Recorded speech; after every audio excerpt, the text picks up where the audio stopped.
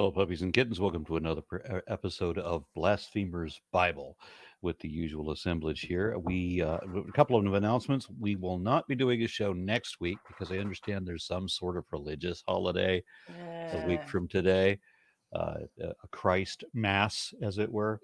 Santa Appreciation Day. Yes, Santa Appreciation Day. Yeah, so we won't be, and I understand that at least some of our audience will probably be hassled by, watching children opening unappreciated presents while we're having to deal with unwanted in-laws and that sort of thing that you get during Christ Mass. Fortunately, we don't have that problem in my house anymore. Humbug. And then I understand that the week after that is supposed to be New Year's Eve. But as it's New Year's Eve, and we do this show, at least in my part of the world, we do this show in the morning, and that's not going to be a problem because New Year's Eve, nothing happens until the evening, unless you're like going to go for it here. He's in the Netherlands, my producer's in the Netherlands, and he said that Dutch people apparently don't know time. They don't realize that it's supposed to be a celebration at midnight. So 6 hours prior to that, they're all setting off fireworks because Europeans, I don't know. But anyway, I suspect we will be doing a show on New Year's. We won't be doing one next week. And today's show, we're going to have to be very efficient because I have to be out of here in 2 hours because I've got to do a debate with a Muslim on the topic of, is Islam true? Oh, is this the same one as last time? Yeah. So Mr. Bats the straw man. Wait, is it actually the same one as last time? Round two? No. It's a different guy, and it's going to be. I'm told that this is a really nice guy. I don't know who it is. Haven't even looked him up. Doesn't matter, honestly. It's just the topic is kind of dumb. I mean, when of all the religions, well, my religion's the true one. Out of all these different lies that all these different people tell, and none of them have any truth to it, there's nothing anyone can show to be true. You don't get to say that yours is the true one unless you can show that there is a true one, which means you got to show some truth to it. And since no religion can do that, there's no support for mind-body dualism, and I think that's the death knell right there. If there's no soul, and we know there isn't, then. But that doesn't really apply to Islam, though, because the way that the Quran writes everything out, Muhammad didn't think about things in terms of supernatural. He thought that on the Day of Judgment, our physical bodies were going to crawl out of physical graves and be, we would be physically changed back into our young and beautiful selves. And then we were going to go up to a physical heaven, that God's hotel that exists in the expanse of the firmament. Which of course doesn't exist, but the bowl over the flat earth, and the top of the bowl of the flat earth is where God's hotel is, and all of these things are physical. So this reminds me of an absolutely hilarious bit by Colonel Ingersoll, where he would ask, now, if the actual molecules of our bodies are brought back, resurrected at the Day of Judgment, then what happens if a missionary is eaten by a cannibal on the Cannibal Islands? To whom do the molecules belong on the Day of Judgment when action is brought by the missionary against the cannibal for his original cells? He's gonna barf a whole human. My mother had a similar belief that in something like a Day of Judgment where our physical bodies were going to be resurrected. Mm-hmm. Yeah, she didn't look at things in terms of a supernatural aspect. I mean, just like the Muslims, she was arguing for a physical body, and she said that we couldn't. I mentioned something about when I was a child. I said if you have billions of people and you bury them all in graveyards with headstones and everything, then pretty soon everywhere in the planet is going to be a cemetery. The whole planet's just going to be a cemetery full of formaldehyde-filled bodies. So we should be more efficient with our waste disposal, and we should do cremation or something. And I said this when I was like 8, mm-hmm. and she about lost her mind because we need our physical bodies for when Jesus comes back and the undead crawl out of their graves. See, and I was always taught that we got new. When I realized that this is something she believed, I right away brought up, well, what happened to the people that died of shark attack? Yeah. They get snorkels. It's like Pirates of the Caribbean. They're walking along the sea bottom. I think, All right, so I right think away the we've got a beautiful- couple of chats to read. So Kicker All White right. Lion for 50 Czech kroner says, "How are you doing in the war on Christmas? I've already shot down 3 Santas, taken down 2 Christmas trees. One of our trenches was lost to presents." Moment of silence for the fallen. See, for the I've war been on taking Christmas. a very guerrilla approach, and I've been like kicking over like some gnomes in some yards. Like that's about it. I've been stealing baby Jesus from the crash.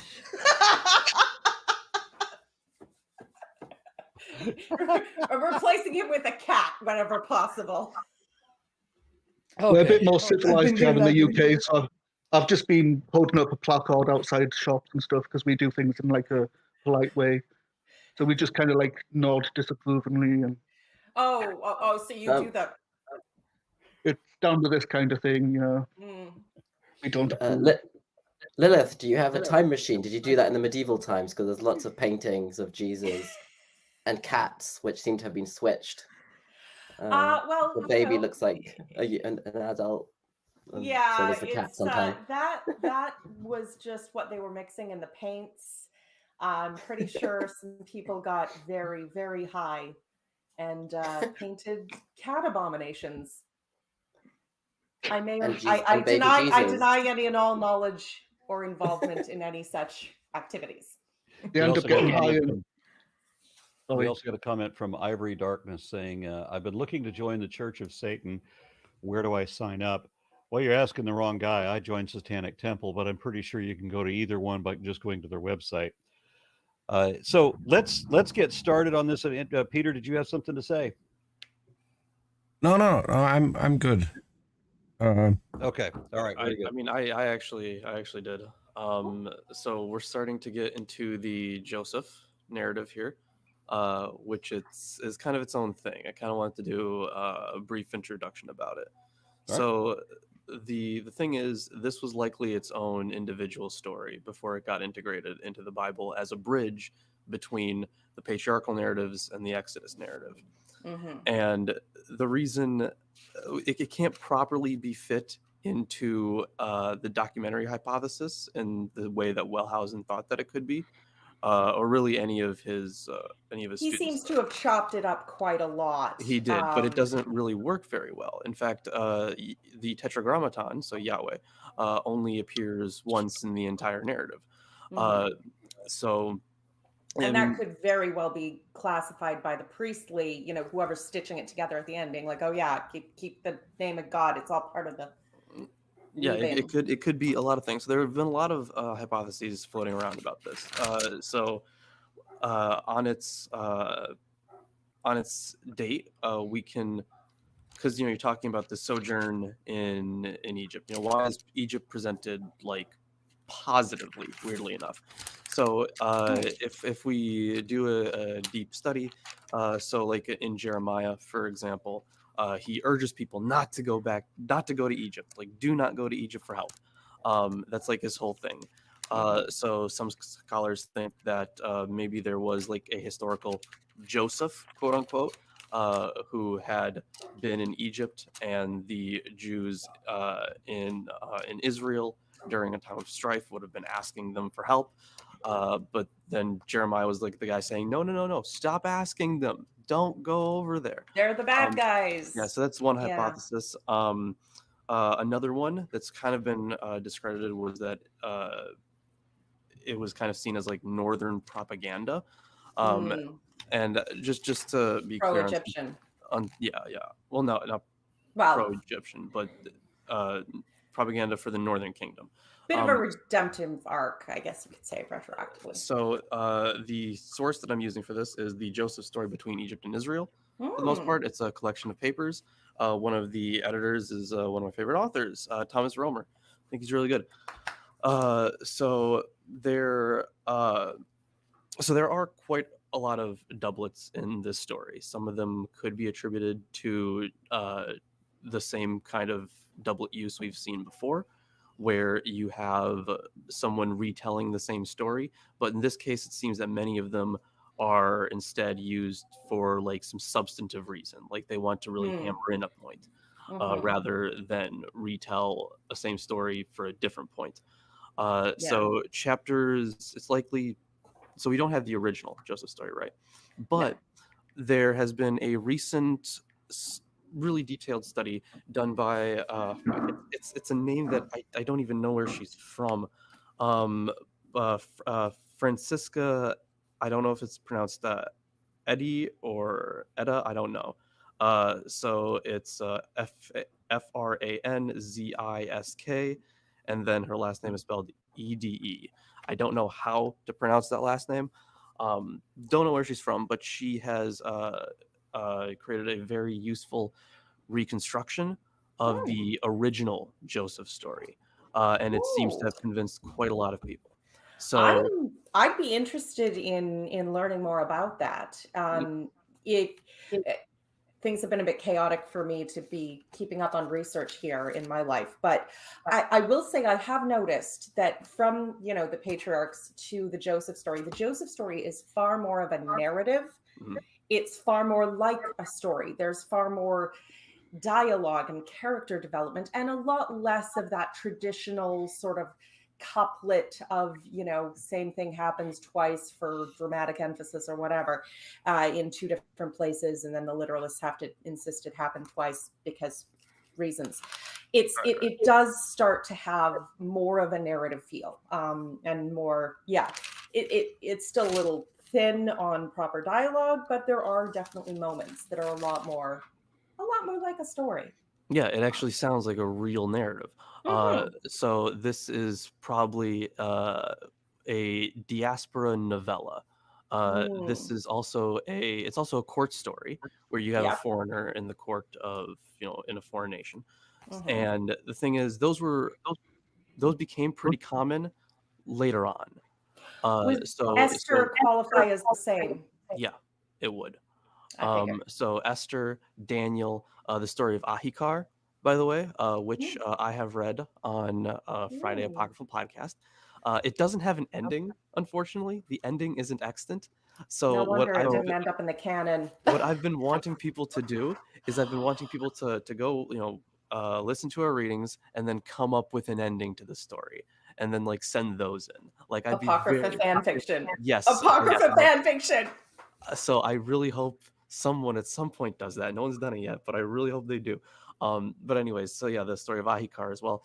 These stories, with the exception of one, the story of Sinew, I think, that's an Egyptian story that's pretty old. But with the exception of that one, all the other ones come from a post-exilic date. In fact, all are either Persian or even Hellenistic. So they're fairly late. So that kind of narrative seems to be fitting closer with that date rather than something early.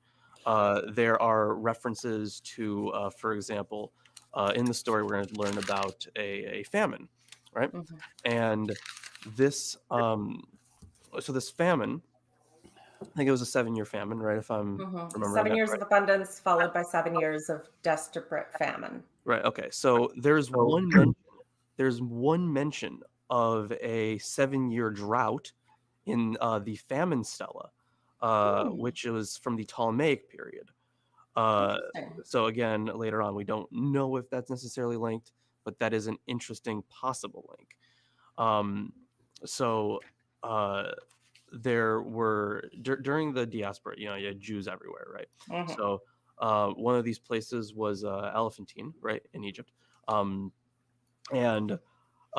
what's interesting is that this is also hypothetical, but they also, like after the exile, they all may have, like they refer to themselves as Judeans instead of Israelites. But that may just be the fact that maybe they just were referring to everyone as Judeans. Maybe they didn't really care about that kind of thing. Well, I've always viewed, or not always, obviously, but I've viewed the Pentateuch and the final version as an attempt to unify the histories of the Israelite and Judean people, which were perhaps not originally any more unified than they and any of their other neighbors. Although I don't know, obviously, there's a lot of speculation. But it's interesting to think how far later that might have gone. In terms of retrofitting and how long those disparate groups were actually perhaps still disparate before they all got folded into this one narrative. I wanted to ask a question. So, are you saying that this story is maybe pieces of later stories? I'm saying that it was a story that was written later, separate from the biblical tradition, and after already a combination of the other sources, this one would have been used to bridge the gap between Genesis and Exodus, and then they kind of changed it from there. Because if you look at the point of the story, it's an origin story of the 12 tribes of Israel. So, like, it should be an older story, but then it's told later, and it seems to adopt elements of other stories. The thing is, there's a lot of issues with that kind of interpretation. So, them being like they initially became like not about really the 12 tribes, but a unifying source for all of Israel, and I'm both including Israel and Judea there. So, like, for example, there's a prominent role for Benjamin, right? So a lot of people thought that, Benjamin that was in the north would have been, this would have been like propaganda for like subjugation or something. But it really doesn't work as northern propaganda, essentially, because so Joseph, a lot of really weird things happen, right? So your hero dies in Egypt. His kids are half Egyptian, and then he is embalmed like an Egyptian. This seems more like a unifying tale than it does any kind of propagandistic thing. So it's very likely that this was a later narrative in either the Persian or Hellenistic periods. That It's interesting though, because in the Deuteronomistic histories of the kings, when the south and the north break up, which I'm guessing is totally just a retrofit, but it says it's Judah in the south, with Benjamin also casting her lot in with Judah and staying with David's line. So both Judah and Benjamin have very prominent place in this story. And so I don't necessarily think it's Southern propaganda, because Southern propaganda never has this flavor, but there definitely is a nod to the South and the Southern kingdom's presumed heritage there. So I'm not sure what that means. But it's an observation. Yeah, like I said, so I think I think Isaac actually posted Francisca in the chat there. I don't know if that was posted in the main chat or not. But I think her paper may actually be in here. I can check real quick. That'd be awesome. I posted the link that Isaac put here in the live chat. I also put all the links to you and your channel in the live chat, Lawrence. Thank you, appreciate it. Yeah. Yes, she did write one paper in here, but it was not that same paper about the reconstruction of the Joseph story. But yeah, those were essentially the things I wanted to say about this entire narrative. I will get into more specifics as we go into it, but I thought it would be important to note the kind of context we're looking at for its authorship and dating. Are we going to have to do this? This is only 36 chapters. Am I right? Am I right place? We should be on chapter 36. 36 verses, chapter 37. Yes. I am 37. Okay, good. Yeah. Yeah. Right. Who wants to read? Everybody, don't talk at once. You know what? I haven't read in a little while. This sounds fun. All right. So Joseph I should also point out that For this chapter, I've had 4 notes instead of my usual 3 notes because there's a lot to discuss here. Oh yeah, I Oh, forgot. I've got a couple of comments that I need to read. yes, please. Historical philosopher says, I've read in a few places that Joseph may have been some sort of Egyptian government official who was also Hebrew or Canaanite. I mean, the Hebrews were Canaanites initially, and then they sort of retrofitted a history that separated them from their brothers and neighbors. So, I mean, it's That possible. gets You don't know. confusing to me because I thought the same thing, except that when they come out of the Exodus and they're given the promised land, these are the Hebrew people, they're given the promised land. The promised land is already occupied by Canaanites, and God sends angels to kill all the Canaanites because I promised my chosen people Yeah, this land. that's just the myth that justifies their later wars against their neighbors. Yeah, the evidence shows that they were like culturally Canaanite, and they're just trying to say, well, no, actually, we went off to Egypt, came back, and we were rightfully promised this land. Yeah, Yeah. The evidence shows otherwise. yeah, All right, it's and then another comment we have Trevor and Wright says, is there any good reason to think that Joseph was a king in Egypt? And if so, wouldn't he be familiar with Egyptian gods? And if not, how would he maintain his belief in one God in Egypt? So there, like I mentioned with the whole Jeremiah link, his name wouldn't have been Joseph, but it may have been based on a real person, like a real Jew in Egypt. But I am not aware of any Egyptian king or pharaoh that was actually Jewish up until this point. The Well, and he would have been a government official. Yeah, right, maybe yeah, high up enough to affect people, but not. He wouldn't have been the actual pharaoh. Even in this yeah, story, he isn't. This is something that interests me right. He from just a kind of takes over. literature standpoint, because if there may have been some factual basis, like the Bible is a mixture of a lot of things, Mhm. a lot of types of literature, and it would seem like this may be legend. Like Oh yeah. Elvis is still alive, but Elvis was a real person. But on the People other tell hand, stories about it later that kind of like. And Robin Hood legends may have Yeah. had some basis in some And King actual Arthur. real characters, but we Yeah. don't know, and it's really hard to tell. And definitely some parts of it are just entirely legend. But This Prince would be good John and timing to read this other comment that wasn't a selected comment, but I wanted to highlight it. It's John wait, 73. John said, I'm scared. Remember, this is a week before Christmas. Christmas is 1 week from today. And this person posts, I'm scared. Apparently, some fat guy who's been spying on me all year is going to break into my house, make out with my mom, and run over my grandma on his way out of town. yes, this would be stalking if it came from someone who wasn't a fat guy in a red suit. Especially because he's watching you all the time to see if you're good or not. sorry, reminds me of the even. I wanted to Well- say something about the comment before.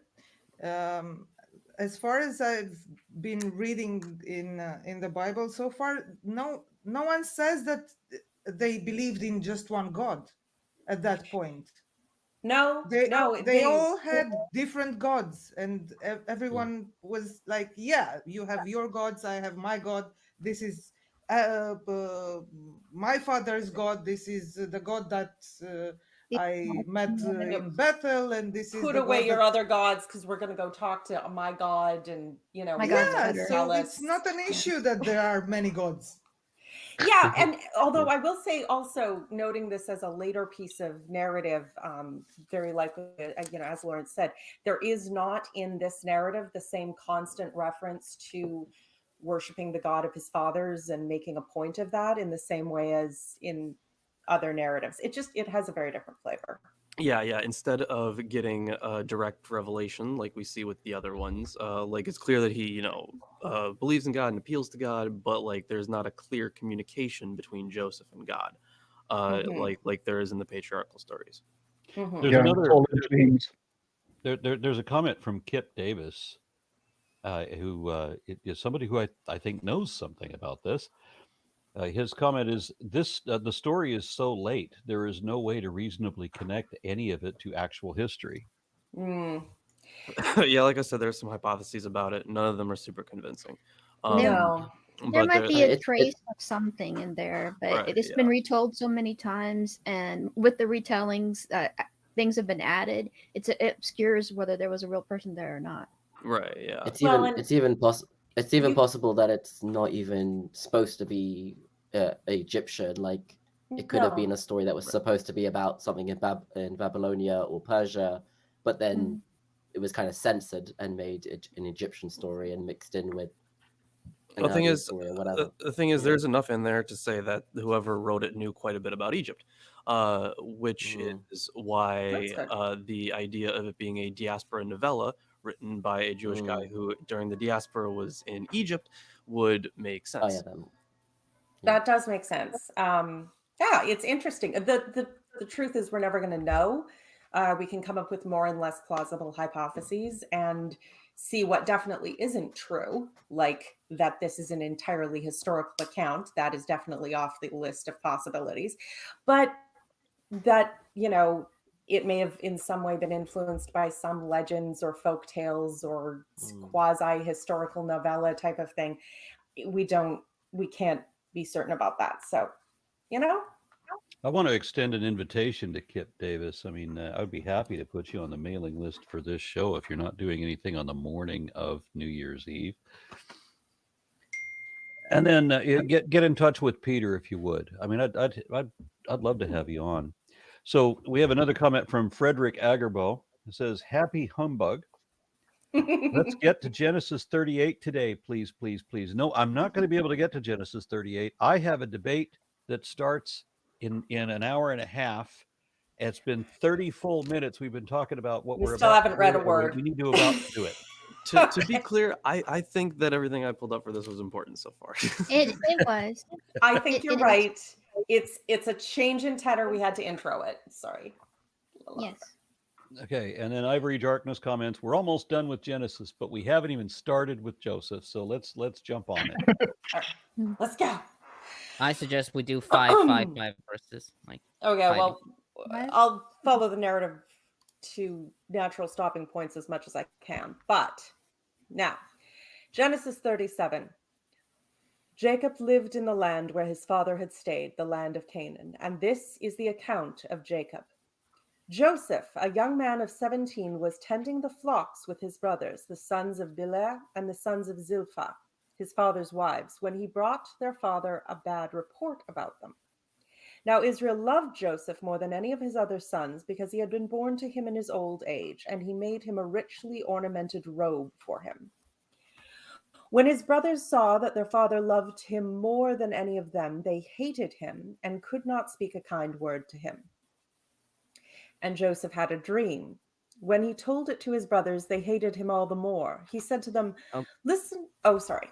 Yeah. So first off, verse 2, the sons of Bilhah and the sons of Zilpah. So more accurate will be, and I'm saying with the original Hebrew, and he Na'al, the sons of Bilhah and the sons of Zilpah. So we're talking about Na'al, the word here. So Nachmanides comments that this verse returns to explain what is mentioned above, as the translation suggests. The translation is the NIV. Rashi comments that Na'al means that his actions were childish. Na'al could also mean a young man. He dressed his hair and touched up his eyes so that he should appear good looking. So that's he the was explanation. a bit of a Vin. fop, bit of a pretty boy. Yeah. Even as I like the way that Yeah. Rashi puts it. It's like the word he was a lad. You know how lads lad. they fix Yeah. up their hair and touch up their eyes. Yeah. My eyeliner. Even Ezra and Gersonides write that Na'al Yeah, I means remember my servant. 20s. So again, Ibn Ezra and Gersonides write that Na'al means servant. So Joseph was a servant to the sons of Bilhah and Zilpah. That's interesting. Would the sons of the maidservants have less esteem in the family than the sons of Leah and Rachel? I think I've talked about this previously, that they were lesser. I think it was maybe somebody's death. I don't remember, but being maidservants, I think that Possibly, but I can't say for sure. Like they're full sons, but they're still, they're not the sons of the legitimate wives. Yeah, but now Bilhah and Zilpah are presented as the wives. That's true, I suppose. That's interesting. Yeah, that's a good his point. father's wives. Although this is giving a certain aroma of snitches get stitches. Yeah, because Joseph brought that evil report to his father, so he was snitching on his brothers about He tattletaled. something. Yeah. Yeah. So about Yeah, the bad it- report about them, according to Rashi, them refers to the sons of Leah. He says, whatever he saw wrong in his brothers, the sons of Leah, he reported to his father that they used to eat flesh cut off from a living animal, that they treated the sons of the handmaids with contempt, calling them slaves, and that they were suspected of living in an immoral manner. Nachmanides, however, asks that if it was the case, why didn't the sons of the concubines save Joseph? Therefore, Nachmanides writes that this refers to the sons of the concubines. Ibn Ezra adds that Joseph was telling on the sons of the concubines that they were using him as their servant.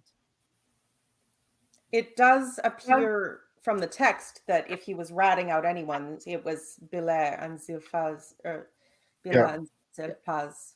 It looks like sons.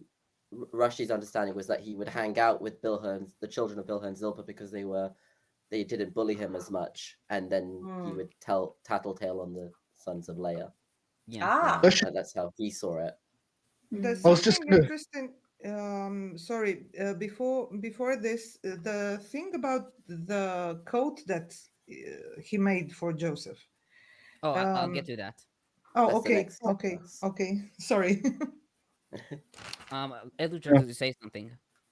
Yeah, I was just going to say that son of a concubine should be an expression like son of a bitch. Concubine. That is mean. Those poor women. And about verse 3, born to him in his old age. Targum Onkelos translates the verse as, for he was a wise son to him. Rashi also adds that his facial features were like Jacob. And the question that rises here is, why didn't Jacob love Benjamin more if he was also born in his old age? So Chizkuni writes that when Benjamin was born, his mother Rachel died, and so Benjamin wasn't as loved as Joseph. Nachmanides writes, quote, you wanted to say something? Oh, I just wanted to say, later in the story, Benjamin is loved the most. Presumably, at this point in the story, Benjamin would have been very young. So he wouldn't have been, if he's running around as a 4-year-old, he's not ratting out his brothers and putting on eyeliner. Yeah. So Nachmanides writes, it was the custom of the elders to take one of their younger sons to be with them to attend them. He would constantly lean on his arm, never being separated from him, and he would be called Ben Skunav because he attended him in his old age. Now Jacob took Joseph for this purpose, and he was with him constantly. He therefore did not accompany the flock when they went to pasture in distant places. I can see that. Now, about the ornate robe. Sfono says here that this was a visible sign that Joseph was intended by him, by Jacob, to become the leader of all the brothers, both at home and in the field. The use of such distinctive clothing to symbolize someone's elevated stature is also found in Isaiah 22:21. Anna, did you have something to say about the coat now? Yeah, I have a note here from Anania, who says that that coat had long sleeves, which made it uncomfortable for him to work. So it was a sign that he doesn't have to work. So he doesn't have to do the hard physical labor. None of it. You wonder if he was taught, would have hypothetically been taught to be literate or to control the money or something. That's that what do. Tamara was saying. Yeah, it was a sign that he was going to be the ruler of the family. That's what Tamara was just saying, that he was. It's his duty was to be his someone for his tend to his father and lean on, so he didn't get out to the fields because he was always attending to his father. So his hardworking elder brothers probably thought he was a lazy tattletale, which it seems he kind of was. Although this story, I don't know, were you taught by this story to tattle or not to tattle? Because I always felt like I was being taught to tattle. I always just, the only thing that ever stood out to me about this story as a child was, why is it okay for Jacob to have a favorite? I didn't really think about the pattern aspect of it. I just thought, oh, just a child. That's what they do.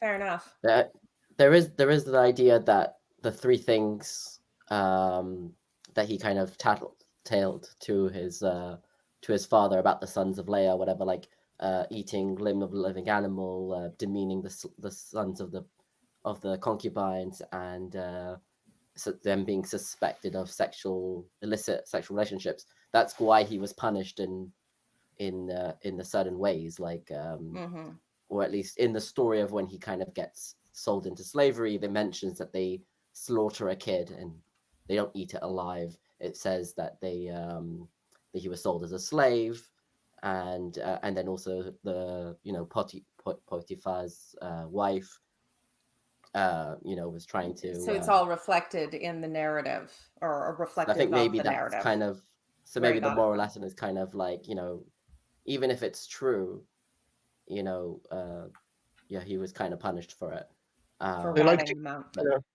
They like to use poetic irony in the stories a lot, so it's quite understandable that they would end up, when they came to like try to figure out what did he actually do, that they would actually look to the story how he got punished and say, well, that would be a reflection of what he did.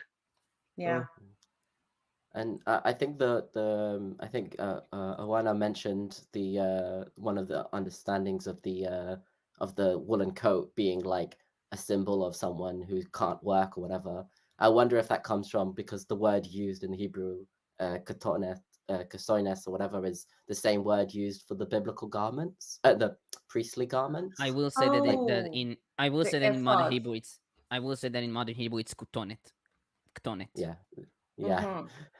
That makes sense. Yeah, so whatever precise position in this hierarchy, he was clearly being given an elevated position and wasn't working hard like his brothers, and was also ratting them out. Okay. I do have a question: where does the idea of it being multicolored come from? I think that's a translation error. Could be. I guess because pasim could mean like stripes. It says richly ornamented, so presumably it would at least have color. I thought it was the story about being patched together from other clothes, or maybe that's a Dolly Parton reference. So the only clue about the nature of the garment is offered by the the other mention of it in the Bible, in the story of Tamar in 2 Samuel 13, in which incidentally there is a whole network of pointed allusions to the Joseph story. There we are told that the katonet pasim was worn by virgin princesses. It is thus a unisex garment and a product of ancient haughty culture. E.A. Spicer cites a cuneiform text with an apparently cognate phrase that seems to indicate a tunic with a pleek ornamentation. Other scholars have pointed to a 14th century BCE Egyptian fresco showing captive Canaanite noblemen adorned with tunics made of longitudinal panels sewed together. So stripes and possibly some manner of, I don't know, gold ornamentation or something like that. I don't know. Combination of stripes, polka dots, paisleys. It just clashes. Yeah, pas is also stripe in modern Hebrew. Well, it's really a crime against fashion. Anton Gomez, who was on my panel for the reading the Quran, has a question for Lawrence.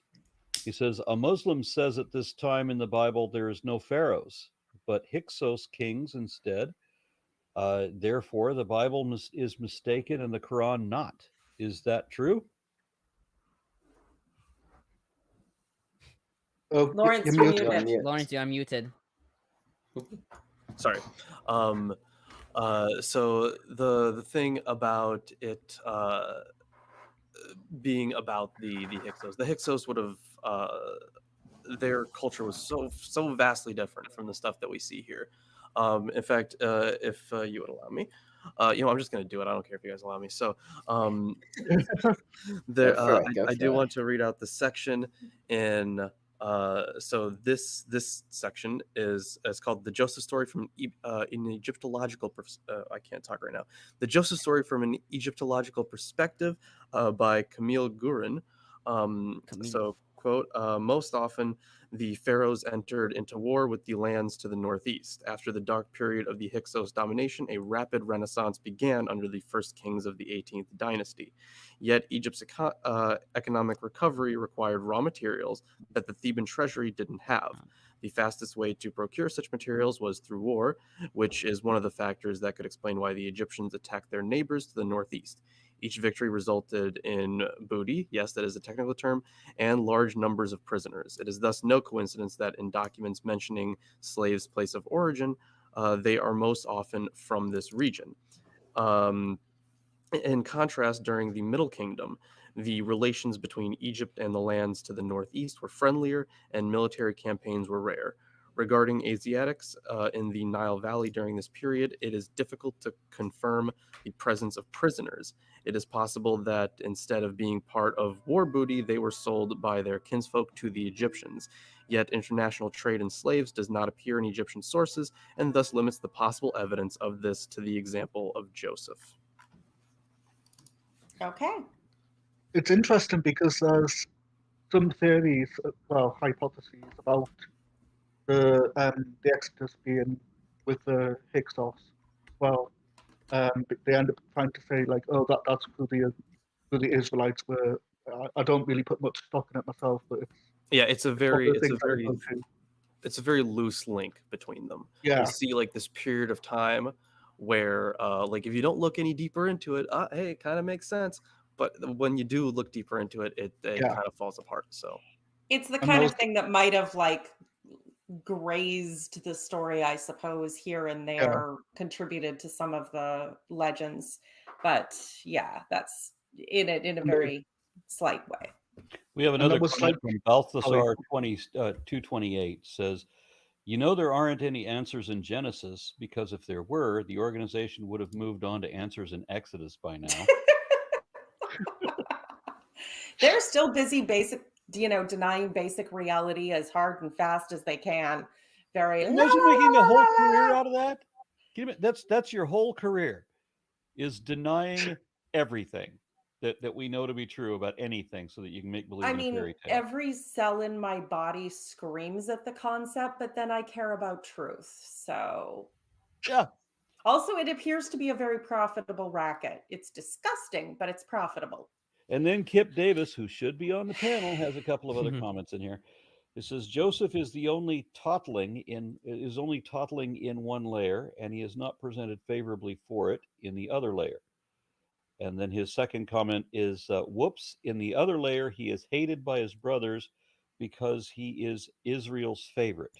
Yeah, well, like I said before, that as this story was used to bridge that gap between Genesis and Exodus, you do get additions, which is why Eddie's reconstruction is seen as very influential by scholars. So, fair enough.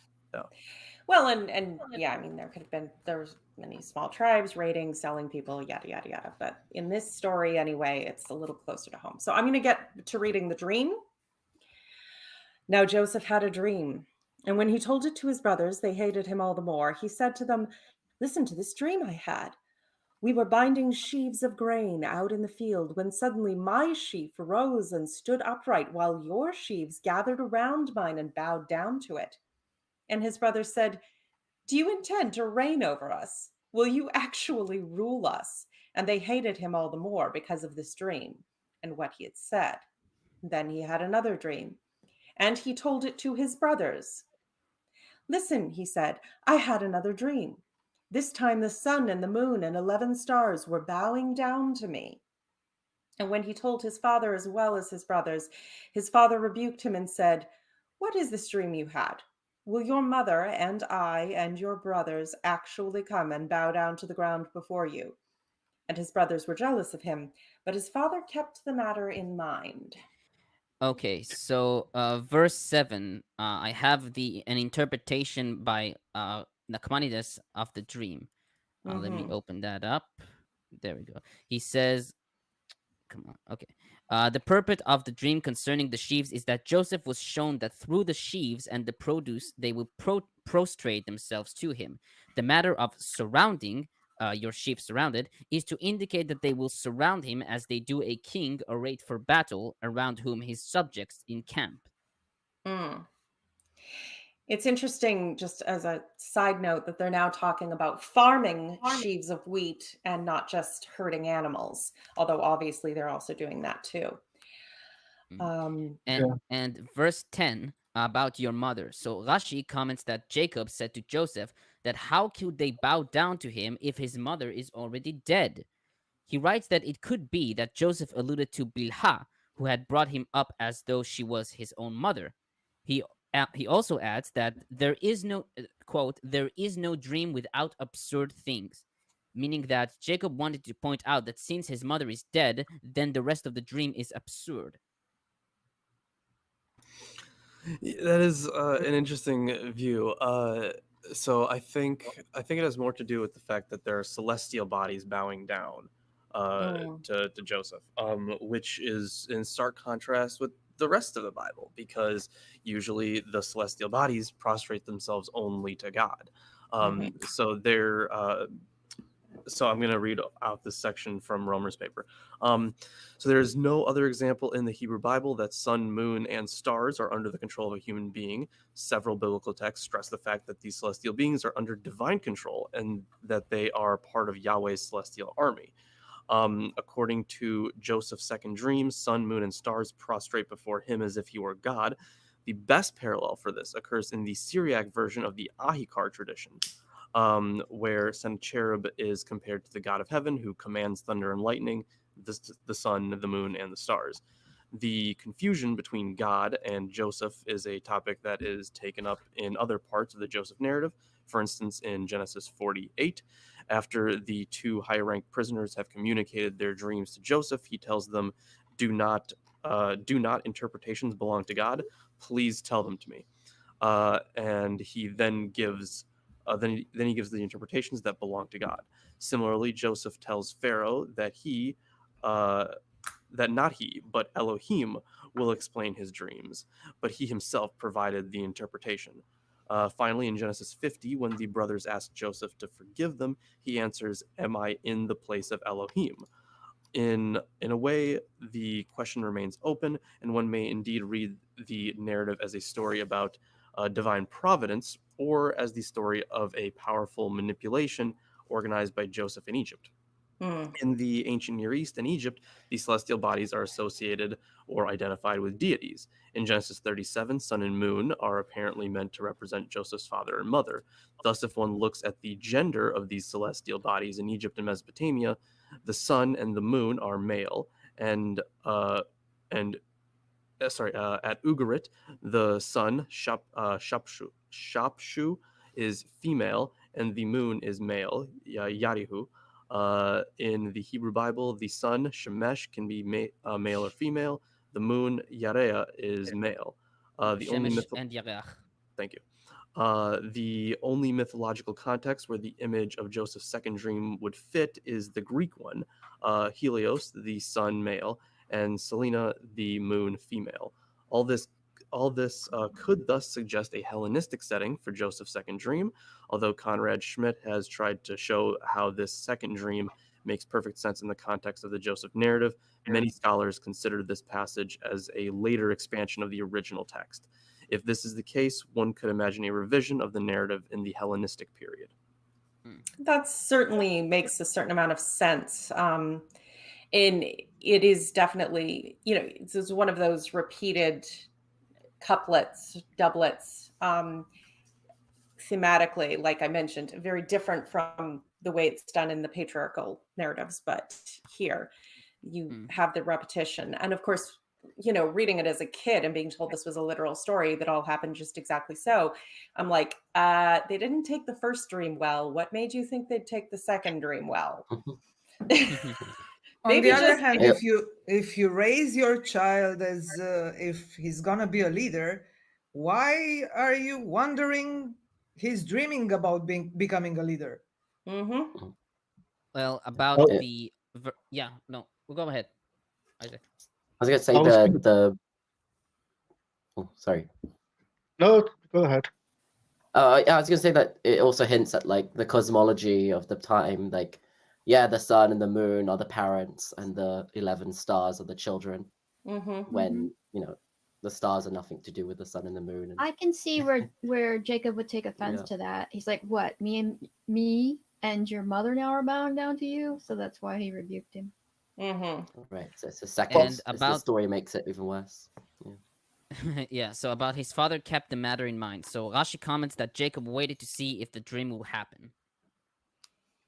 And it is pretty clear in here that they thought that dreams were frequently prophecies and divine messages and whatnot. So Could be, yeah, could be. But if we go with the interpretation of Rashi in the previous verse, Jacob says that it is absurd that this can happen or something. yeah, but all the And same, he keeps an eye on it. Yeah. I wouldn't forgive myself if I didn't bring this up. The first dream to me sounds kind of sexual because it's like my sheaf is going to rise and all of your sheep will be with her. You try On Oh I mean, when you no! on We just Chabad.org, got out it's of the all the literal. incest. On Chabad.org, the Rashi's commentary is literally, "Oh, my sheaf arose," and then Rashi explains it stood erect. Mm-hmm. That's literally how they write it. I mean, to be But it's fair, like, are you calling us impotent or something? Shit. I mean, to be fair, anything can become a euphemism if you try hard. Oh. I've made Oh. a living out of it. All right. Anything can become a Okay. euphemism if you think about it long and hard. I'm Ivory going to darkness. read about being sold into slavery because it's better than the dick puns that are going on here. Ivory Darkness comments saying, "I'm waiting for the supposed reference to Joseph Smith by this Joseph." Oh, really? There is one. Don't hold your breath. I'm certainly Was not. Was it about Joseph Smith or about Joseph, the brother of Nephi? Somehow I suspect that there's little likelihood that the biblical Joseph is going to refer to Joseph Smith. Mm. A myth won't refer to a future con man? I'm shocked, sir. Shocked. And then Darth Raven says, curious, are you and Matt going to have a chit chat on your shared debate with Nadir? I watched the MDD the other day, and Nadir can't help but bring you up all the time. You ruffled his feathers. Was that who Matt debated? It was Nadir? Oh, Seriously? Different as that guy? Okay, yeah, that guy could not stop mentioning you. I was like, huh, Why the that's kind of hell weird. why would Matt debate Nadir? Nadir he's the example of obtuse. I mean, do you guys remember when we did a debate on whether there were scientific inaccuracies in the Quran? We spent 2 whole hours arguing over whether seminal fluid comes from between the backbone and the ribs. And his ultimate excuse to explain that, since he can never admit when he's always wrong, is that if you lay on the floor and look up someone's dress, then from that perspective, seminal fluid comes from between the backbone and the ribs. So God is a pervert lying on the ground looking up everyone's skirt? Aren't we all? It was in fact, I can't believe Arn, that. it was in fact Why worse. would somebody give Nadir oxygen? It was in fact worse, Arn. You did 3 shows with him. The entire. I'm sorry, what? I said it was in fact worse than 2 hours. You did 3 shows with him on your channel. It was a lot more than 2 hours, where it was basically the same topic every single time. Yeah, I couldn't believe this guy. And so he's complaining. Because Matt called me about this. He said that he was debating this guy, and the guy couldn't stop bringing me up. The guy hated me, and he was complaining that I was dodging Muslims. And so Matt brought up, well, but Aaron debates Muslims. He debated a Muslim a couple of weeks ago. He's debating another one tomorrow, which is an hour from now. And the guy says, yeah, but the guy that he's debating is weak. Well, that's your problem, Because he not was mine. so strong when he was talking about how God looks up Well, men's let me tell you about skirts. the weakest Muslim I ever debated. His name was Nadir. If anyone debates When we Nadir, did this debate, on when we event, did this Not debate, I Daniel. went through the comments. I went to the, so like I don't remember who hosted the debate, but I went through the comments, and all of the comments are talking about, wow, that Nadir is in his own world. He's completely lost. He's lost the plot. He has no sanity. He knows he's lying. Whatever. These are the comments all the way through, and then occasionally you would get the comment that Nadir won, and every one of those posts was by Nadir. Wow. if anyone wants to go watch Arn, the last one was on your channel, and you could rename that "The Silence of the Lamps" because that was a question that was asked him, and he dodged that for 2 whole hours. Oh, that was brilliant because the Quran was very explicit that the stars are not what we know stars to be. The stars are just lamps in the sky that angels can grab and lob at genies when they get too close to God's hotel at the top of the sky. Hey, that'd be like really effective Wow. though. They're you throw a star at a Talk genie. about Yeah. overcompensating. But it's a wonderful fantasy. Come on. Okay, Aren't the so jinn that's made of fire? Why would they have a problem? They're like, yes, more fire, make me I powerful. can't believe that Matt debated Nadir. If I'd known that it was gonna, I would have warned Matt, like, no, don't even talk to this guy. There's no way. If he doesn't know that he's full of shit, then he needs a psychiatrist. In fairness to Matt, yelling at obtuse people is kind of his thing. Yeah. Okay. Well, anyway, that was the Anyway. Quran. Let's get back to the All right, Bible. let's I'm get sorry. back to selling your brother into slavery because he's a little tattletale. All right. Verse 12. Now his brothers had gone to graze their father's flock near Shechem because that turned out so well last time. And Israel said to Joseph, as you know, your brothers are grazing their flocks near Shechem. Come, I am going to send you to them. I'm sorry. What did the brothers are raping their flocks? What was that? Well, they're grazing the flocks. Okay, I don't know I'm what else is sorry. going on. Joseph didn't tattle that part to me just yet. Presumably, they are not circumcising the sheep and then slaughtering them 3 days later. We hope. Okay. Anyway, so he said to him, go and see if all is well with your brothers and with the flocks and bring word back to me. And then he sent him off to the valley of Hebron. Now, when Joseph arrived at Shechem, a man found him wandering around the fields and asked him, what are you looking for? He replied, I am looking for my brothers. Can you tell me where they are grazing their flocks? Okay, just to point out a man found him. So according to Rashi, Nakmani des Targum Jonathan and several other midrashim, like in Bereshit Rabbah 84:14 and Tanchuma Vayeshev 2, this is the angel Gabriel. And remember when I said that, because the word is used for the man is Ish. And remember that I described that Ish could also be an angel. For example, Daniel 9:21 reads, and the man Ish is Gabriel. Ibn Ezra, however, writes that this is just a passerby. So I- angels It are makes Monish. sense. I If just it's envisioned- Gabriel, it makes sense because what you're looking for, my brothers, who are you? Yeah, that would have made more sense. But, in fairness, his brothers might be well known in this area, considering the last time that they were near Shechem. But how But- would he know who his brothers are? I don't know. It's I just picture him sort of wandering around aimlessly in fields. Like looking amongst the corn. Where are my brothers? Who are your brothers? It's like it's written like a play, you know, like the character Mhm. goes out to find his brothers, and then there's a stranger who knows exactly where they are. An NPC. Yeah, Yeah, he's just exactly. kinda- An NPC. Just hit A, skip through the dialogue options. Yeah. Brothers over there. He's just standing there like chewing a stalk of corn, like waiting for him to arrive.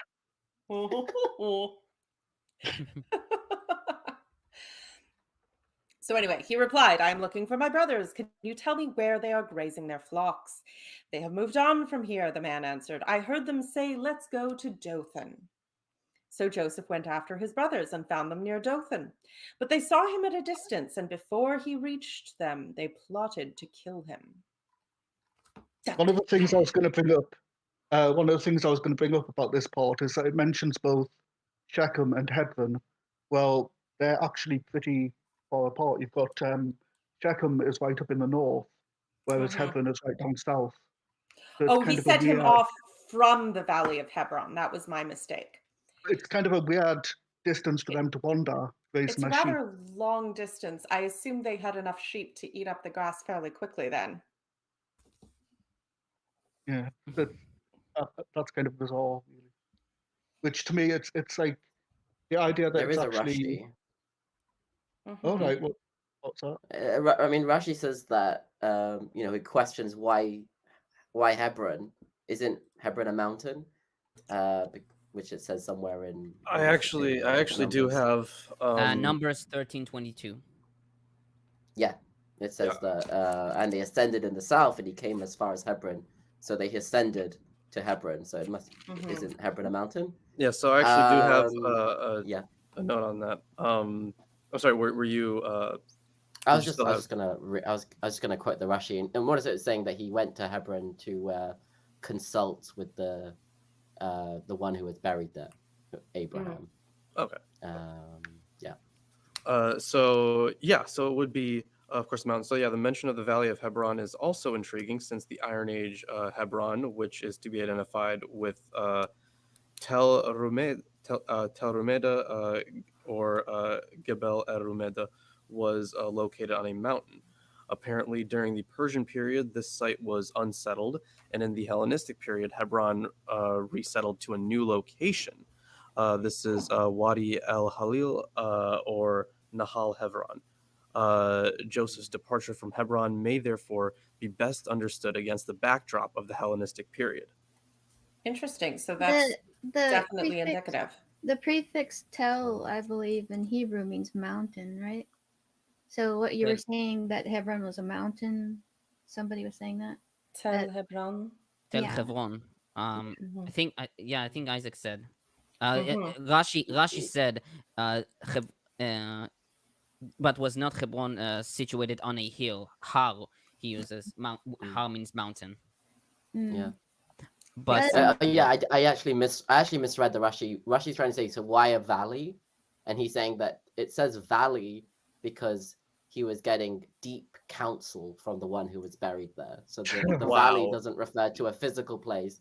It refers to because the here my translation it's profound amuka. Profound amuka, which can mean deep. The other word for apologetics is excuses. Yeah, indeed. Right. So the word emek, which means valley, can also mean a deep place, and it can also mean, you know, deep as in like profound. So that was the play on words. Yeah, I don't think the brothers were doing anything profound with the sheep. Okay, but the Skeptics Annotated Bible has a note on this that it says he went to check up on the flocks in Shechem, which was 50 miles north of Hebron. When he got there, he found out that his brothers weren't there, but there were another 13 miles away in Dothan. The trip must have taken poor Joseph a week or so. Oh, about Dotan, there is another Rashi explanation for this.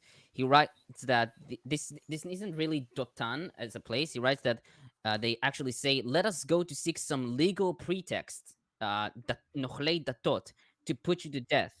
According to he says that according to the literal sense, it is a name of a place, but he says that it is also to seek some legal pretext. So the brothers were punning about killing him before he came.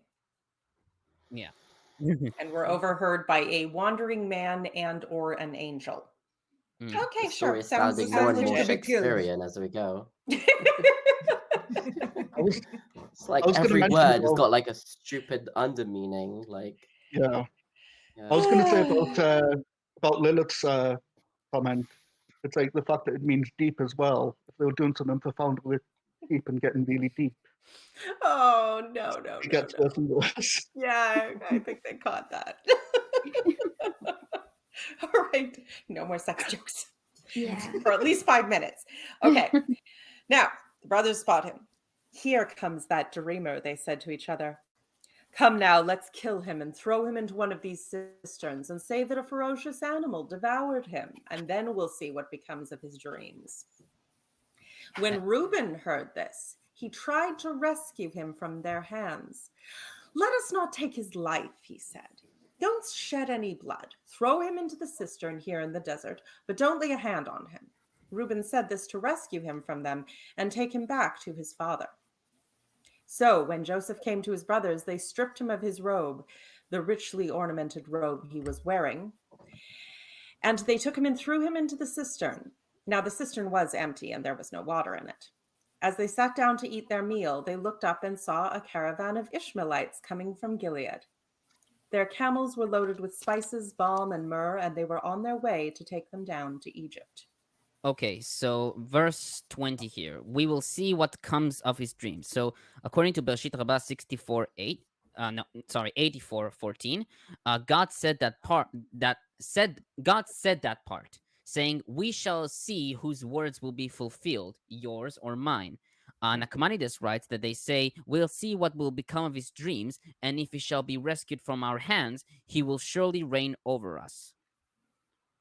I got to throw in too, like those that have been following the Book of Mormon thing that we do on Sundays. The Book of Mormon like borrows huge sections of Isaiah for whatever reason. I guess Joseph Smith needed word filler, so he just literally copied Isaiah with very few And I'm going changes. to comment on this. Most of them being misspellings, and yeah, but the Quran does the same thing with this story. This actually is the only cohesive story in the Quran, and it's completely lifted from the Bible. Except that they insist there were no pharaohs because, sure. So about Reuben said this to rescue him. So Rashi comments, the Holy Spirit bears witness for Reuben that he said this only for the purpose of saving his brother, that he would come afterwards and draw him up from there. He thought, I am the firstborn and the chief among them, and blame will attach to no one but myself. So he's basically trying to save himself. He's not wrong, and there is a certain, especially in tribal cultures like that, it is a much worse crime to kill a family member. Like you don't want a brother's blood on your hands. That would carry a curse. Yeah. Now the cistern was empty. Rashi writes that the cistern did not contain any water, but there were serpents and scorpions in it. Nachmanides, however, writes that if there were serpents and scorpions, either the cistern was deep or they were in the cracks of the pit, because the brothers didn't see them. And if they have seen them and known that they did not harm Joseph, it will have become clear to them that a great miracle had been done to him. Therefore, Nachmanides concludes that the cistern didn't contain anything.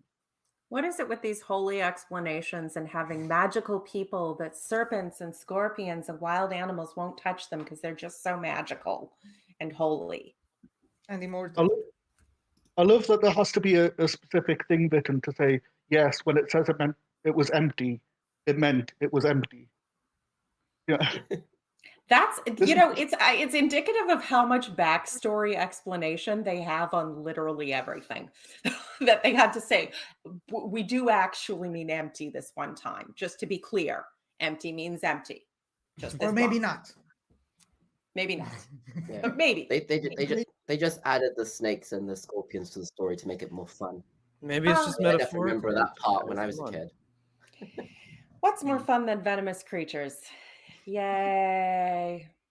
Now about the Ishmaelites, I have about verse 25. I have like a half a page about this verse. So Targum Onkelos translates the Ishmaelites as the Arabs. The tradition of identifying Ishmaelites as Arabs starts from the book of Judith. It says in the Ishmaelites, it's read, dwell at the edge of the desert south of Chilon. The book of Jubilees 2017 refers to both the Ishmaelites and the Arabs as the same people. And Josephus, in Antiquities of the Jews, book 1, chapter 12, identifies the Arabian nation as deriving from Ishmael's sons. And yet, Abraham was their great grandfather, and Ishmael was his son. So he would have been their great great uncle. This, like, the idea that in that amount of time you have the people, the Ishmaelites, who are now, sending off trading caravans full of myrrh and balm and whatever else. Like, it's just very obvious that this is not an authentic origin story. Yeah, it's definitely an anachronism, since the eponymous Ishmael, the great uncle of the 12 brothers, was still alive, though he would be near the end of his 127-year lifespan. And the only Ishmaelites would be their second cousins. Yeah. It Don't Which they seems like likely it's didn't the- recognize. Don't the Muslims The, actually trace themselves from the Ishmael as well, like in They their do, yeah. tradition? Yeah. Mhm. So Um, I've that no go I on. just want to say quickly that the word, like the Arabs, the word for Arabs is used in the Bible when it's not talking about the descendants of Ishmael, and sometimes it just means like nomad. So it's interesting that in this case, they've used the other word, Yishmaelim, like the actual descendants. These were descendants of Ishmael, as like to refer to just a general caravan of nomads or whatever. Mhm. It's almost like it's almost like the word's been switched. Like they could have used the word, Arabs, which could have meant the Just a Ishmaelites, or traveling it could have caravan. meant yeah, exactly. It's interesting how it's Yeah, the to opposite where of what you might expect. to where it would just mean something closer to Bedouin. So it Yeah. specifies the inconsistent and impossible version as opposed to the potentially plausible version. Good to know. So I've kind of researched. I was interested about the spices, balm, and the myrrh that this verse refers to. So the spices in Hebrew it's nechot, and Rashi comments that this is a collection of many kinds of spices. Targum Onkelos translates this as wax. Klein Dictionary writes that this refers to the spice targaganth, naka'a in Arabic, a natural gum obtained from dried sap of several species of Middle Eastern legumes of the genus Astragalus. The balm in Hebrew tzri, tzri. Rashi comments that this is a resin that exudes from the wood of the balsam tree. The BDB dictionary also supports this claim.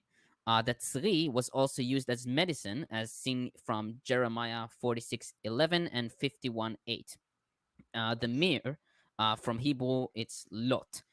BDB dictionary adds that it could also be ladanum, an aromatic gum exuded by leaves of cistus rose, and this is also the translation that the JPS goes with.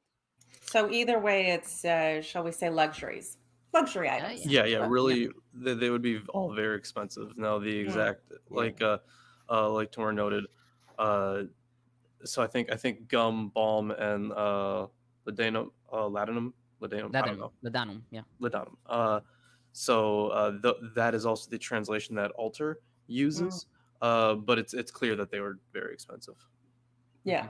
So these, whatever else these men are, they are rich. You don't trade in luxuries like that if you're not packing. They smell really good as well. After weeks in the desert, they probably did. I think if there's I think he said that Rashi mentioned that it might be wax. The collection of spices was wax. I wonder if that's something similar to the. Doug Uncle says wax. I wonder if that's referring to, like in ancient Egyptian practice of putting like spices in wax on your head so that it would melt and cover your hair. So that's a cool idea. like perfume inside a wax so that it would melt slowly. And then you would use that for yourself application. into a candle. Because it didn't preserve, I guess, itself. So putting it in wax made it last longer. Fair enough. That makes a certain amount of sense. And would be easier to apply. But in any event, so as they sat down to eat their meal, they looked up and saw the caravan. Judah said to his brothers, "What will we gain if we kill our brother and cover up his blood? Come, let's sell him to the Ishmaelites and not lay our hands on him. After all, he is our brother, our own flesh and blood." And his brothers agreed. So when the Midianite merchants came by, his brothers pulled Joseph up out of the cistern and sold him for 20 shekels of silver to the Ishmaelites, who took him to Egypt. Yeah, this needs to be commented on, that all of a sudden you've got the Midianites out of nowhere, and in this narrative, it goes back and forth between Midianites and Ishmaelites. Exactly. So this is probably this is one of the ways that at least the original documentary hypothesis, which you said is not really very helpful here, does actually at least differentiate between the Ishmaelites versus the Midianite as being two different sources, which I mean, yeah. Did the brothers sell him to the Ishmaelites, or did the Midianites pull him out and then sell him to the Ishmaelites? The Midianites were the traders. It seems to vary from translation how it actually sounds, because in some translations it sounds like the brothers are doing the selling, but in other ones it does sound like the Midianites lift them out before the brothers get there. I always understood that the brothers sold him, but yeah, it seems the merchants are switching between Ishmaelites and Midianites in the same verse. The merchants, the Midianite merchants were like the middlemen. So I would say that in the Hebrew, it's not really specific who pulls him out. It could be the Midianites or the brothers. It's not really clear. But Rashi comments that this was another caravan, the Midianites, and the Bible indicates that he was sold several times. Ibn Ezra writes that the Midianites are the Ishmaelites, as the book of Judges 8:24 refers to them as Ishmaelites. Rashbam writes that the brothers didn't sell Jacob. He says, while the brothers had been sitting down to consume their meal, having distanced themselves somewhat from the pit into which they have thrown Joseph in order not to be guilty of eating while spilling blood, they were waiting for the Ishmaelites, whom they had seen in the distance, to arrive. During this period, the Midianites, coming from a different direction, had passed there, saw Joseph in the pit, pulled him up, and proceeded to sell him to the Ishmaelites. So basically, the Midianites stole Joseph. Yeah. I've heard actual Christian apologetics where they basically said, "Oh, Ishmaelite, Midianite, it's actually the same thing." It does also say that Judah suggested that they sell them. Yeah, but the verse doesn't say that that the brothers sold Joseph. Is anyone else thinking of the obvious one-upmanship of the 30 pieces of silver, and then the bit where somehow Judas both buys the field and throws the money back and then hangs himself and then is struck by God and split open, and then the priests take the money that was thrown at them and also buy the field, but it's the same field, but it's the field of blood, because there's no contradictions in the Bible. Right. So that is an interesting well, I wanted to say something, but I think the connection with the 30 pieces there is actually with a different vision in one of the other prophets. I forget which one, but I think it was in a vision, right? And there's like the 30 pieces that are thrown to the temple. I think I forget if anyone remembers which book that's from. I have to look it up. Yeah. I wanted to say what that. you're talking about, yeah.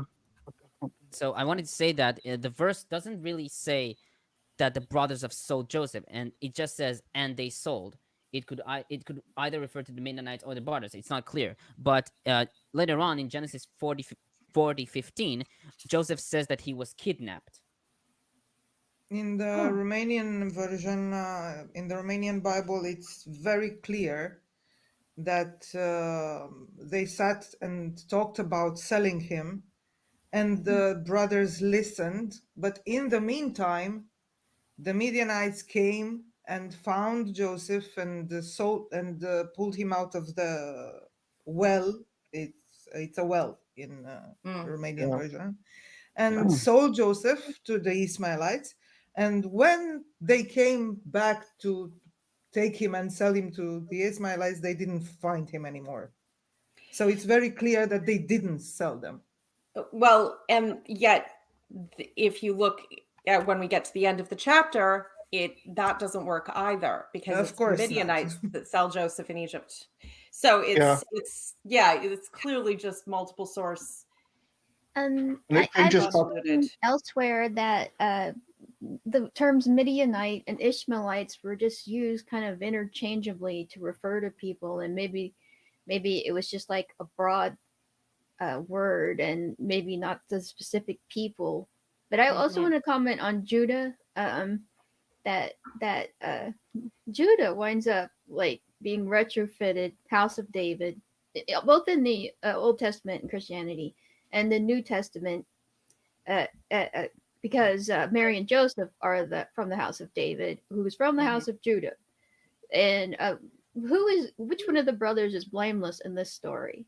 Wait, Reuben had a Reuben had a plan to come back and get him later because he's like, Dad's gonna blame me for this. I know it. And but Judah, maybe someone says elsewhere that maybe Judah did this because he didn't know about Reuben's plan and he wanted to save his life. I mean, again, any number of mythological intentions are possible to mythological characters. But and that is possible. But yeah, it's interesting that Reuben actually specifically wanted to, and there seems to be, if there were, and I can at least see why he, in the documentary hypothesis, this is chopped up between a northern and a southern voice, because the northern verses would be painting Reuben in a good light and the southern painting Judah in a good light. Now, that's obviously an insufficient hypothesis for this story as a whole, but I think there's possibly some point to that in terms of just the overall. Yeah, there is. So I'm gonna get more into it once we get to chapter 44, when we see like a real clashing of Judah and Reuben. But I do have quite a bit on that. But Fair yeah, enough. There's definitely something there. But yeah, okay. So yeah, it's definitely not a sufficient outline for this, but it has at least one point. So it does look like, sorry.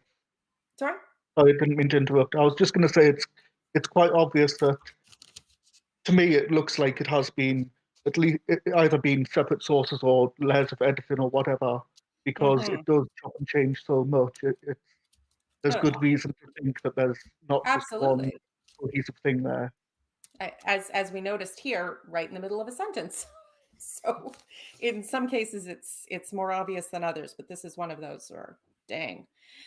Anyway, I'm going to continue with the story. So verse 29. When Reuben returned to the cistern and saw Joseph was not there, he tore his clothes. And he went back to his brothers and said, "The boy isn't here. Where can I turn now?" Then they got Joseph's robe and slaughtered a goat and dipped the robe in the blood. And they took the ornamented robe back to their father and said, "We found this. Examine it to see whether it is your son's robe." And he recognized it and said, "It is my son's robe. Some ferocious animal has devoured him, and Joseph has surely been torn to pieces." Then Jacob tore his clothes and put on sackcloth and mourned for his son many days. And all his sons and daughters came to comfort him. But he refused to be comforted. "No," he said, "in mourning will I go down to the grave for my son." So his father wept for him. Meanwhile, once again, we get a beautiful encapsulation of biblical family values.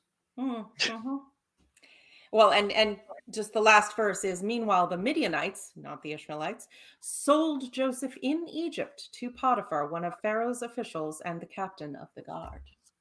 Yeah, and then no, go on. I was going to say, in Genesis 39, when it actually resumes the story after the Judah and Tamar, it ends up where it says that the Ishmaelites sold them. So that changes again. Oh, it's definitely flip-flopping. So Reuben returned. Rashi comments, when he, aka Joseph, was sold, he had not been present, for it was his day, i.e. his turn, to go to attend to his father.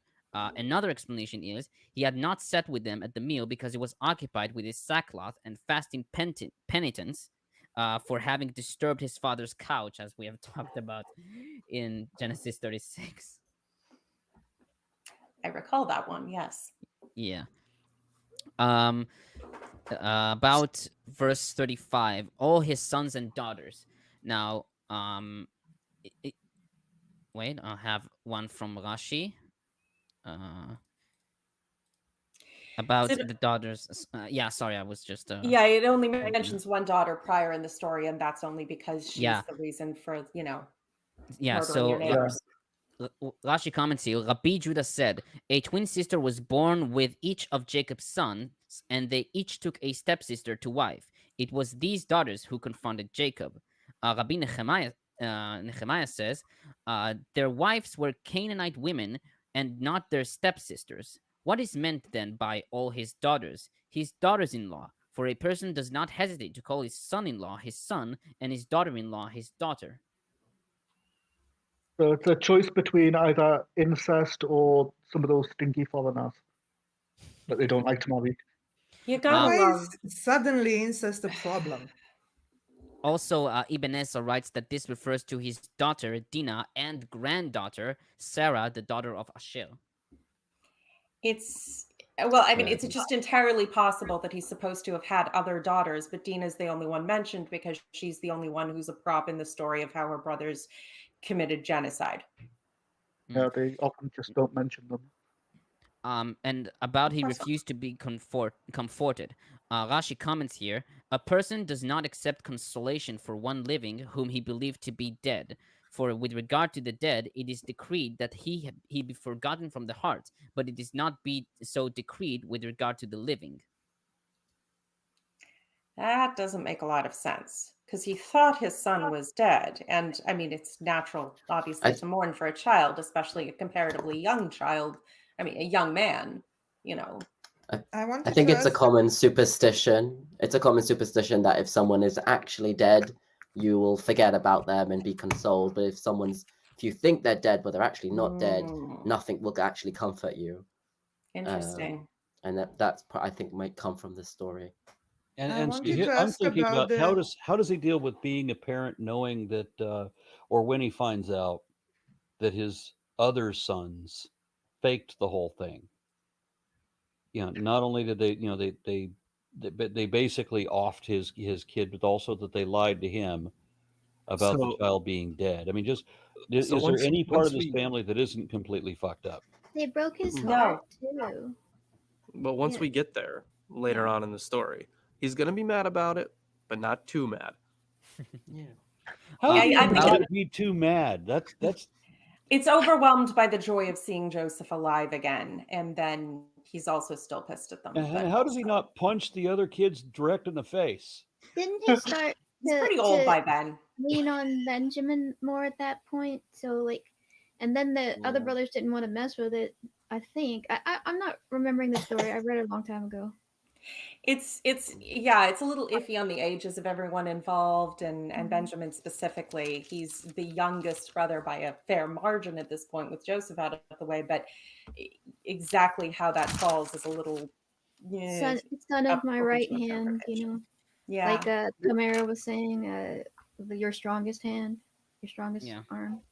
And then Some of Trevor us and Wright thanks. comments, are there any non-biblical sources supporting the existence of Esau, and why the need for the genealogy? Was it created to fit the narrative so that the story has a continuation? Possibly. To my knowledge, there are no non-biblical sources for Esau. The genealogies in the Bible themselves would have come from another source. Mhm. You have at least some evidence of a family lineage. But I think when it came to the whole Esau and Israel thing, it was essentially a thinly veiled metaphor about the North and the South. I think that actually happened quite a bit in biblical stories. So you have these veiled narratives about either internal problems or international ones, and sometimes these are presented as brothers, which is a really common thing. Like Egypt even had stories like that. Yeah. I think the genealogy of Esau is supposed to be Esau is to give a biblical source for the enemies of the Israelites at one point. So Right. we have like a source. They had an story. interesting relationship with Edom, because there was no Esau, Yeah. but there was an Edom, and there were Edomites. And sometimes they're allies and sometimes they're enemies. So it's not as clear as with the Philistines, where they're always the bad guys, you know. So it's possible, like the kings of Seir or whatever might have been a real king list from Edom, which was then kind of connected into Esau, and like we have like there's a biblical story about where the Ammonites and the Moabites come from with the daughters of Lot, and so it's probably just like here is a connection of Esau was this bad guy and he gave forth our enemies, the Edomites, and specifically But they're closely enough related that we can I ally think also, with them without God hating us. Yeah, because but I don't know how you say it in English. Amalek. Amalek. I don't know how you say that. Amalekites. How does English people? How do you say it in English? I say Amalek. Yeah, but the existence of Esau specifically is I don't think attested. You have like plenty of attestations of like the Edomites, right? But not of Esau as like a person. Yeah, I mean the Edomites, the name kind of is similar to the Hebrew word for red. So let's make Esau a red person. Yeah. To say, oh, that's why they're called the Edomites, because probably more why they called Ammon, because they came from Daddy. How did the leopard get its spots? Yeah. I have an Ammonite right here. And why they called the Moabites? Because they come from their father. May have, yeah. So verse about the joining my son in the grave. In the Hebrew, in Hebrew Bible, it reads, "Join my son in the Sheolah." No, Sheol. So Sheol. So Rashi comments here. According to the literal meaning, Sheol means the grave. Whilst I am still in a state of whilst I am still in the state of mourning, I shall be interred, i.e., even to the day of my burial, I shall mourn, and I shall not be comforted all my life. The Midrash explains it to refer to Gehenom, hell. This omen has been given me by God. If none of my sons die during my lifetime, I may be assured that I shall not see Gehenom. This is quoted from Midrash Tanchuma, Vayigash 9. Yeah, so Sheol and the Valley of Ben Hinnom, right? Or later on Gehenna. So the thing is, so Sheol probably meant the grave initially, and then Gehenna, which was the actual historical place, had Ben Hinnom. Yeah, the valley is a real place. Yeah. So the issue there is once we get to the Deuteronomistic history, we will see I think a couple kings pass their children through the fire of the valley of Ben Hinnom, and then later so probably like may have been a place of some sort of ritual sacrifice, and eventually it came to mean hell in general, and then from that sprouted modern interpretations of hell being like super fiery and all that stuff. Yeah. And When then originally it was just a town just south of Detroit. Really? The Valley of there's a place Gehenna, called Hell, in Detroit. isn't it in Revelations? Hell, Michigan. Is the Valley of Gehenna in Revelations? Like the war was so terrible, the blood was up to the bridles. Horses' bridles. Wasn't that the battle that happened in Valley of Armageddon? Oh, Armageddon. Oh. I don't remember Gehenna being in there. Bloodthirsty Valley. That's a mountain, no? Armageddon. We got a question in the chat from GLT Gult. I don't know what to say there. So this might be irrelevant, but I want to ask Tomer what he thinks of Hosea 2:16. I checked concordance. I'm pretty sure it says that God will be called man, but it's translated differently. I've read this, and I honestly I don't know if I can answer this because I don't know what the context behind Hosea 2 is. From what I read here, it's female, but again, I can't say what the context is. So okay. All right, if anybody else has any comments, I'm going to have to get off of this thing because I'm going to do a debate in like 25 minutes. So I want everybody to kind of wrap it up.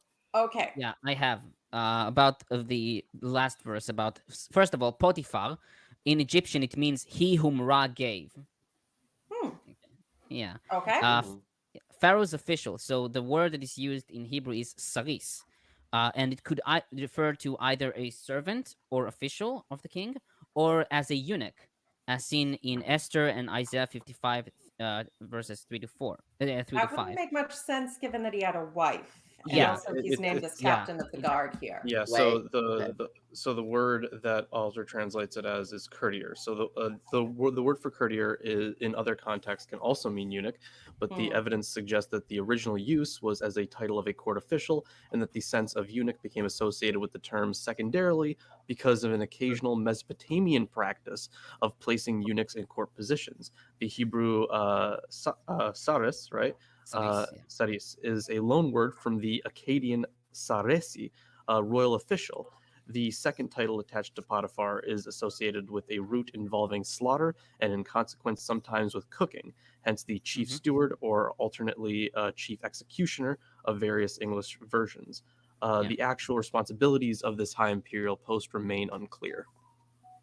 There is a really, I just want to say there is a really interesting interpretation of the story of Potiphar and Potiphar's wife, which is it could still mean that he was a eunuch, and his wife is also referred to as Potiphara, which is just the feminine form of his name, and so there is an interpretation that it's the same person, but this person who was the chief eunuch or whatever was either some sort of Why do I binary, feel like this is like like an AU gender reversal on AO3 or something?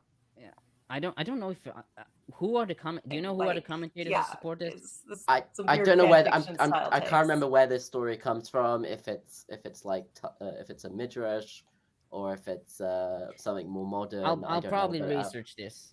I need to look into it. Yeah, there's definitely something about why is his wife called Potiphara. Yeah, which is just like no, I think it's an interesting idea. C. Geezer says, "My thanks to the all 8 of you. These Sabbath school lessons you give are so much more educational than the ones I attended as a kid at the Seventh-day Adventist Church. Entertaining too."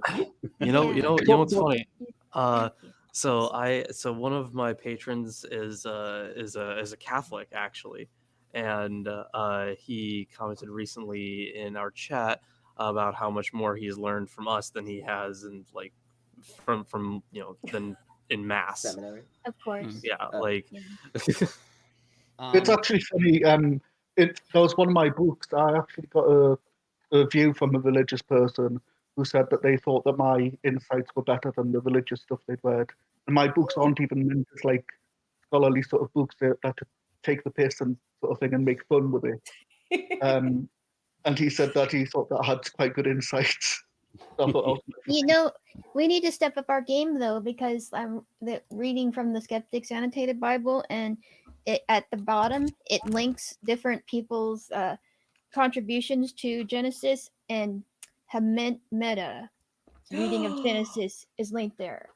And of course they might not know us, but we got to step it up. All right. It's hard to compete with him at Meta because he has a staff.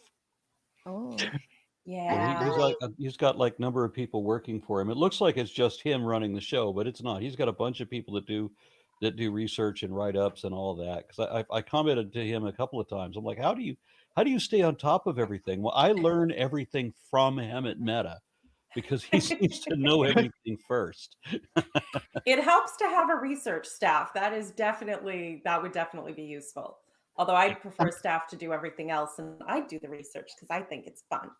But I'm real. And I'm glad that you specified that it was a group of people as well, because I was picturing him with like a big stick. Like he gets everything done because he's got a big stick. He just like gets stuff done. I wanted to finish this with the captain of the guard. In Hebrew, it's Sal HaTabachim. Tabachim here is not very clear. Rashi writes that the Tabachim means slaughterers of the king's animals. Ibn Ezra writes that it could refer to either cooking, as in 1 Samuel 9:24, or I think it's slaughtering. He also refers to the slaughterers of the animals. Oh, no, sorry, it was referring to the killing of people. Sorry. And Targum Onkelos translates it as the chief executioner. Nachmanides supports this because the prison house was under his charge, as we see later on. You don't want to get those confused, really. Like slaughtering the animals and slaughtering the prison house. This is not Sweeney Todd. Let's not confuse the butcher with the executioner. Yeah.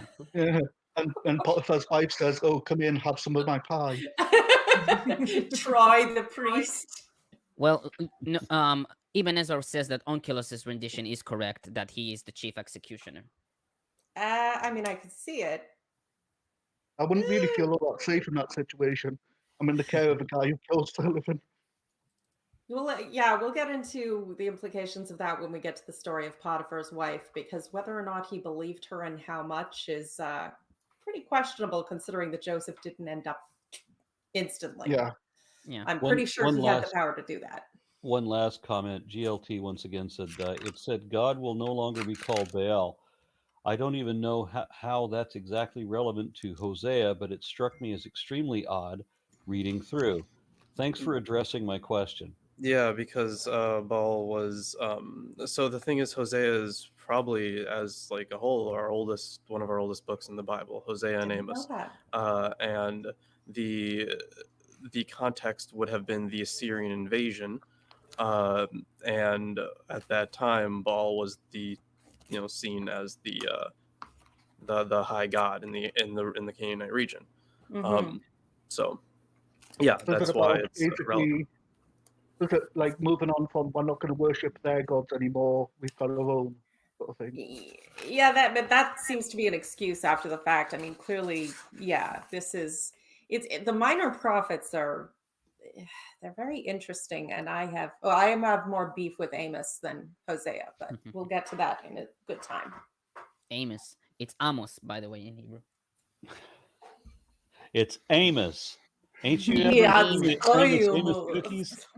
Just like Aaron said to me, it's Amos, boy. It's Homer. All right. All right. I think I gotta get out of here because I got a thing coming. So let's close it up. Yeah, make sure you all go watch Atheist Sunday School tomorrow. Yes. Yes. And the Book of Mormon. Yeah.